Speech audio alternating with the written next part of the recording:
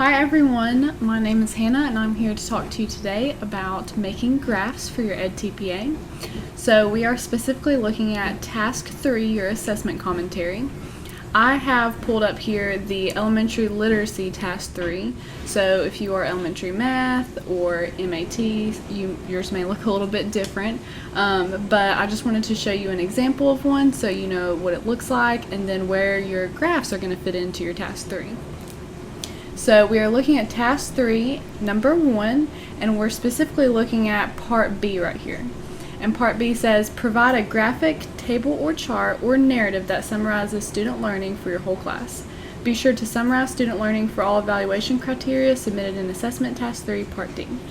So making a graph is a little bit better than a narrative because it's something that your graders can look at very quickly and see results and also easily refer back to versus a narrative.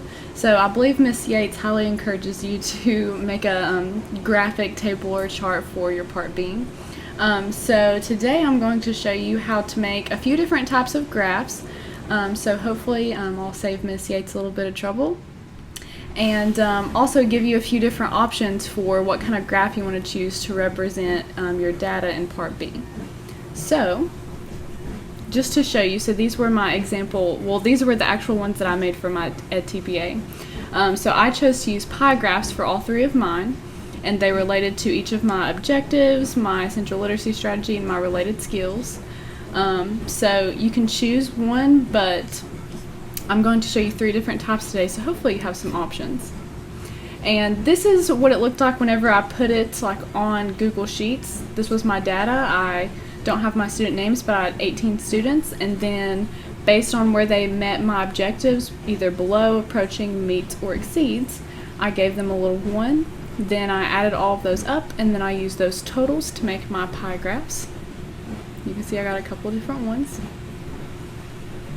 So today I've just made up some, let me go back to the first tab, I've made up some fake student data so we can use this as hopefully a way to show you the ways to make a few different types of graphs. Down here at the bottom I've got year 1, year 2, and then year 1 versus year 2. So again, just completely made this up, but I'm going to show you in year 1, I'll show you how to make a bar graph, year 2 will be a pie graph, and then year 1 versus year 2 will be a line graph so we can compare the two different years and the two different sets of data. Okay, so first let's just dive right in and go ahead and get started and make a bar graph. So the first thing we want to do is sum up each column. So there's a couple of ways that you can do this. The way that I like, that I think is the easiest, is you just go down here and press the equal sign. Usually suggestions will pop up, so you can click that and then press enter. Or if the suggestions don't pop up, then you can just press equals sum and then put your parentheses and then just highlight the cells that you want to sum and then press enter. Okay. A third way is to go up here and press insert, function, and then go up to sum. There's also average, max, min, count, etc. But we're doing sum, so just click sum and then highlight again the cells you want and then press enter. But from my experience with Google Sheets, if you have columns like this, it will usually just pop up suggestions for the cells that you need to sum. And then press enter. Okay. So now that we have these summed, what I like to do is, these are my headers up here. So I'm going to go ahead and copy those. And then I'll put them right down here above my totals. And then I'm going to highlight both my headers and my totals, so that way whenever we go to make our graphs, the headers will already be in the graphs. Okay, then we go up to insert, chart. Now a bar chart will automatically pop up. That's, I guess, the most common one, but a bar chart automatically pops up and it looks pretty decent. We're going to do a few things to tweak it. But if you want to change the chart type, you just go up here to chart type and the down menu from column chart, and you see you've got a ton of different options. But we're going to do bar chart for this first tab, so let's just stick with that. You can see where I included my labels. It's already got those nicely labeled for me. If I hadn't included my labels, then all of these little bars would be the same color and not be labeled. I learned that from experience practicing this, so definitely want to include your headers whenever you're doing this. Okay, so we're under setup right now, so we want to go over to the right tab and click customize. Now you can spend a lot of time customizing these charts. If you really want to dive into it, feel free. I'm just going to kind of breeze through everything and just kind of highlight some important stuff to make your chart easy to read. So the first thing is chart style. This stuff you can spend a lot of time on. You can change the background color if you want. I'm just going to stick to white. You can change the font for everything. I like, I guess it's Arial. I don't know. I should probably know that. But I like that one because it's easy to read. That probably just made me sound really silly. But anyways, now let's go down to chart and axis title. So this is, I think, an important part of making this very presentable. So right now it doesn't have a title, so this is year 1, so we're just going to label it as year 1. And I like to center it, so again, titles, top center, easy to read and find. Again, you can change the font, make it bold, and like go on all into that kind of stuff if you so desire. But I feel like the best policy for edTPA is just crisp, clean, and easy to read. And then series. I don't really think we need anything for series in this one. The legend, we already have the legend up here. That's where like everything's labeled. You can change the position of this if you think it would look better on the right side or the bottom. I kind of like it at the bottom or top because, again, I'll probably keep it on the bottom. Again, pretty easy to read. Horizontal axis. Again, you can change the font if you want. Vertical axis. I will say that, so this is one thing I want to note. It's pretty zoomed in, like we can read this pretty easy, but if for some reason your bars are really small and the chart has got like a lot of white space, you can put in like a min and max of where you want your chart to start and stop. So like right now it's 0 to 8, so like let's just do 0 to 7 so I can show you. So see how it zoomed in a little bit more? So I'm going to take it back to 8 so it's a little bit more space, but if you're having that problem, that's how you fix that, and that's a big thing that I feel like happens often. And then grid lines and ticks. Okay, I found what I was looking for. It's under series. I think an important thing to do is click data labels and turn those on. And then again, you can change, let's see, size. Here we go. Let's do like 20. Yeah. So we can add the data labels to each of the bars. So that way, like whenever I'm reading this, I can clearly see, okay, this is year 1. I can see how many students got an A minus, B, B plus, B. I can see that 3 students got an A, 7 got an A minus, etc. It's very clear, easy to read. It's got a key, the chart is labeled, and then each of the bars are labeled. So again, you can really get into this and like make it much more precise and label it a whole lot more, but I think that this is just the best way to have all the important stuff labeled and it's still crisp, clean, and easy to read. So that pretty much sums up the bar chart. There is one thing that I did want to show you that I think is important. You may have seen on my graphs for my edTPA, I have like these little text bubbles, and I actually wrote out my objectives so again they could just look right at this chart and see, okay, this is addressing objective 1 in their essential literacy strategy, and oh yeah, this is what their objective 1 is. So if you're interested in adding something like that to your graphs to, you know, enhance them a little bit more, I found that the easiest way was to go up to Insert and then Drawing. Sometimes it takes just a second to load. But then click on Text Box and then you just draw a little text box. And then I'll just type in like Objective 1, student retells story in their own words, because I'm pretty sure that's what mine was. Bring it back. And then I also like to have a line around the box so you can see it. Click Save and Close. It will pop up somewhere on your sheet, and then you can just drag it, which this is way too big. And it definitely, depending on your graph, it definitely takes some formatting. But you can put it somewhere, you can put it somewhere on your chart, so that way they can look at this and see it, and it's clear and easy to read. I just wanted to mention that because I thought that was really helpful when I was making my charts, but you also want to consider that you don't want too much information on these charts so it becomes unclear to read. So I just wanted to mention that so you're aware of that as well, because I think that's really helpful. Okay, on to the next. So the next one we're going to make is pie graph. This is my favorite. I think it's the simplest and easiest to read, but it's always nice to have a few options. So again, the first thing we want to do is just to sum each column. Let me do this. See, the suggestions didn't pop up that first time. Sometimes they don't. I think you kind of have to do the first one for the suggestions to pop up. Okay. And then I'm copying my labels and putting these down here, that's helpful. Then I'm highlighting these 8 boxes, insert chart. Okay, go down to column chart, and we're going to change this one to a pie graph. Oh, let's see. Does that help it?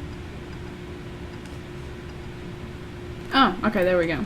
So if it pops up like this, if you click switch rows and columns, sometimes it does that, so sometimes I forget how to fix it. But now we see, just like the bar graph, this looks pretty good. Like, for it to just automatically generate this, it looks pretty good. But again, we can customize it just a little bit more so it's a little bit more clear and easy to read. You can change the colors if you want, and the font. I do think the font is helpful to change. Then you can add like a donut hole. I don't think that's very helpful. Okay, this is an important part. So you can label each of the slices, and you can see that I have a very small sliver, and only the value and percentage will pop up in the small sliver. For some reason, if it's longer, it won't, which is kind of annoying, but I like value, again, because you can just look at that little sliver and see, okay, 1 student, 5 students, 7 students, etc. And then let's make the font size bigger, so it's, let's do a little bit bigger. So it's very clear and easy to read. Let's keep going. You can change the pie slice colors. I mean, you can really customize this. Okay, so then let's label the chart title Year 2. I think it's important to center it, so again, very easy to read. You can change the font and all that. I'm not gonna do all that. Okay, and then your legend. This is also some stuff that you can change. So right now you can see that there's a line going to each individual slice, but you can also move it to the top, which is kind of more similar to the bar graph, the bottom. I like it so they're labeled, but you know, you can always change and change the font size, etc. I believe you can also change what the label says too.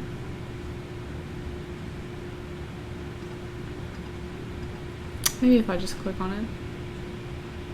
Yeah, okay. So that's another thing too that I should probably mention. If there's any part of any of these graphs that you're like, ugh, I want to change that and I don't know how, because sometimes you can get lost in all these settings. Usually if you just go in, like how, you know, click on the graph, and then if you just double click on the part that you want to change, usually it will pop up and you can just type in whatever you want to change. So I found that is very helpful instead of like digging through all the settings. So I'm going to change all of these to just the letter grades because I don't want too many numbers on there. It gets confusing. I'm just going to have the letter grades on there. I do think it's helpful to have the percentages and the numbers, but again, you don't want too much information that it's hard to read. And again, like mine looks way fancier, but again, that's because, so like I had the legend and then I also took the time to go in and add text bubbles so you can see each of the other 4 categories. So I spent a lot of time making my graphs fancy, but they definitely don't have to be, and you can definitely make one that's pretty crisp, clear, and easy to read without spending a lot of time on it. So that pretty much sums up the pie graph. It's pretty easy to make. Again, you can spend a lot more time customizing it by just digging through all of those settings, but that's pretty much the simplest way to do that. So 2 down, 1 to go. Okay, so now let's do year 1 versus year 2. So we have all of this data and we're going to compare the 2 years.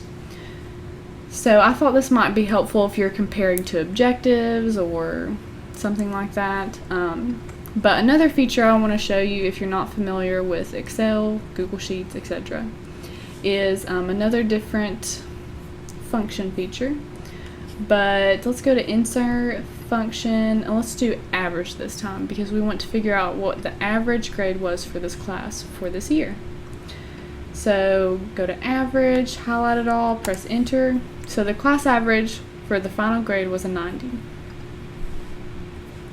Then for this one, I'm just going to click equals average, and then it's already suggested for me. Press enter. Okay. So I just wanted to show you, I don't think I'll actually use that to make my graphs, but I did want to show you that feature so you know, another function feature that I think is helpful too. So what I'm going to do is highlight all the student data. Actually, I'm going to highlight all of this. Okay. Insert chart. And then we don't want this. We want a line chart. Okay. So the line chart is not as good as kind of automatically coming up to look fairly well. So we're going to have to do some changes for this one. So yeah, okay. That's definitely what I want. Okay, so let's go to customize chart style. You can change the background and all that. You can like smooth out the lines. Like there's a bunch of stuff that you can do. So let's title it year 1 versus year 2. Bold and in the center. Okay.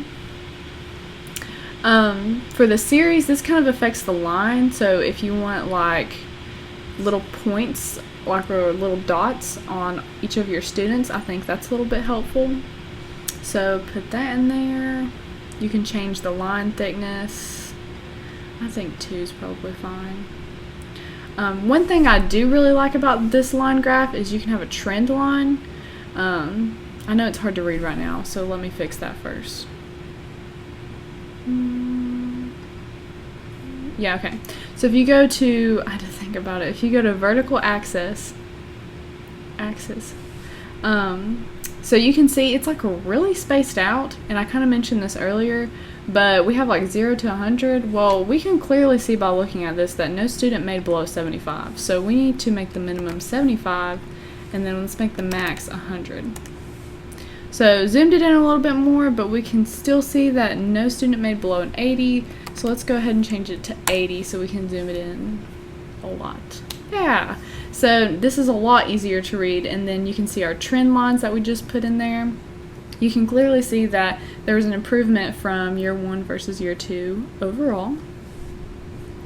And let's see. Yeah, you can change a bunch of this stuff, but the other thing I was going to change, yes. So here we can change our legend position. I like it at the top, and it doesn't really come up for anything for you to change like what the legend says. So again, that's just one of those tricks where if you just go in and double click on it, then it'll pop up. And I want to change this one to year 2 instead of final grade.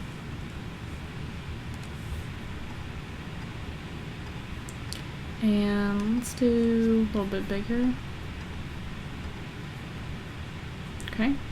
And then let's do the same thing for this one. This one's year 1. Yeah, much better. So it's much more clear and much easier to read. We can see the comparison in the 2 years, and we can also see the trend line to see the differences and improvement. It already labeled your students automatically down here for you, which is nice. So those are a little small, and you can go in and make those bigger so it's easier to read. But yeah, that pretty much sums up the line graph as well. Like I said, on each of these, there's a lot more things that you can do if you take the time to dive in and really want to customize these. But I think that those are all the most important features, and then like I said, that other feature that I think is pretty important is just inserting that text box if you want to insert other information that it won't really allow you to. Sometimes just inserting I think it was called a drawing, yeah, inserting the drawing to insert the text box on it is pretty helpful too. So hopefully that helps you when you are tackling your task 3 of your edTPA and making those line graphs or bar graphs or pie graphs to represent your data. But otherwise, good luck on your edTPA, and I hope this video is helpful in your success to becoming a teacher. Alright, thanks so much. Bye.